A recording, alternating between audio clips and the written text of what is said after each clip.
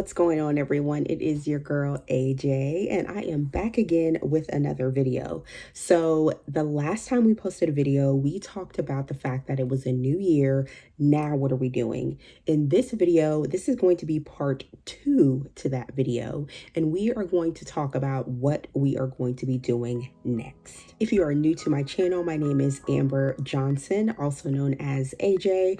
I am a realtor, I am a mom, and I am an entrepreneur here in the state of Ohio, and I bring you all things life, family, and career on my channel. So I look forward to you guys joining the family and keeping up with what I have going on in me and my family's lives. As I stated, this is going to be a part 2 to our 2023 is here now what video.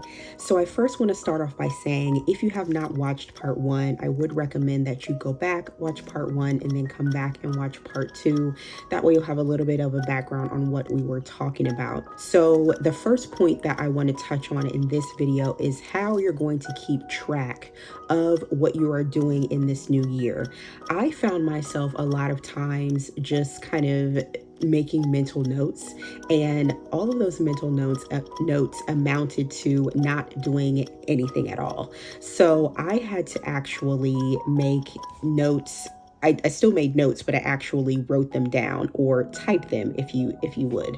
So I would put them in an email form. I would put them in my Google Calendar, my planner, all of these things. I went over, my methods in some of my other videos, so I won't bore you with that. If you're interested in how I stay organized as a mom, you can definitely go back and watch that video.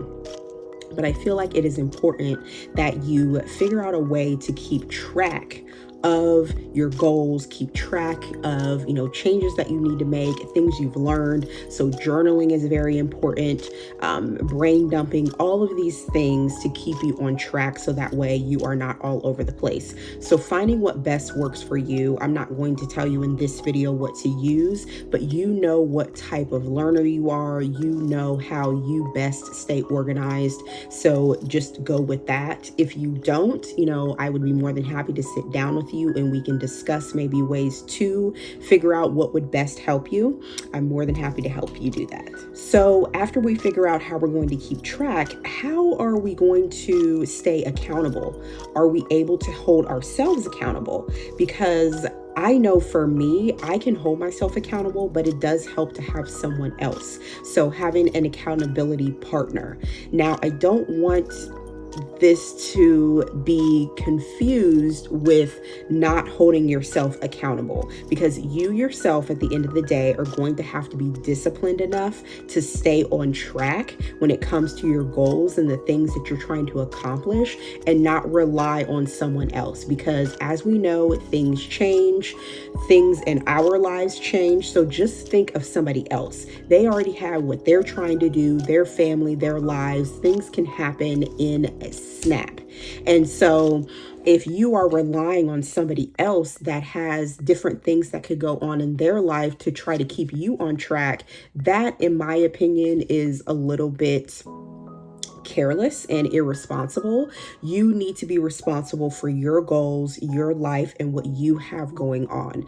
So how can you keep yourself accountable? That's why it's important to, as we stated in the last video, to make sure that your goals are measurable, make sure they're realistic, because I feel that if things are as simple and concrete as possible, if they're laid out in as much detail as possible, it is more tangible for you. So it's easier for you to hold yourself accountable if you're like, okay, I can do this. That's another thing.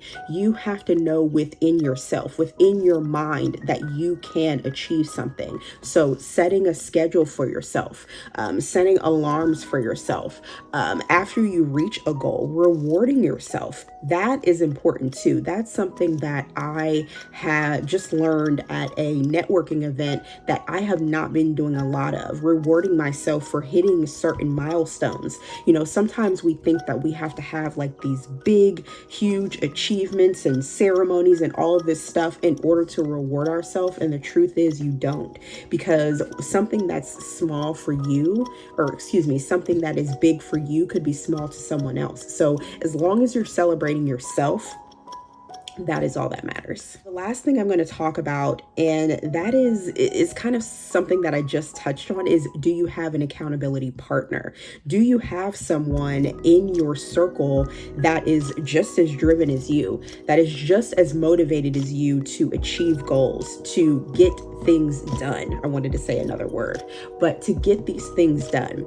Do you have someone you can lean on when things get stressful? Like I said, you don't want to have this person replace your self accountability, but it is also nice to be able to bounce ideas off of someone, to check in and say, hey, did you get this done, and vice versa, them asking you, did you get what you say you were going to get done?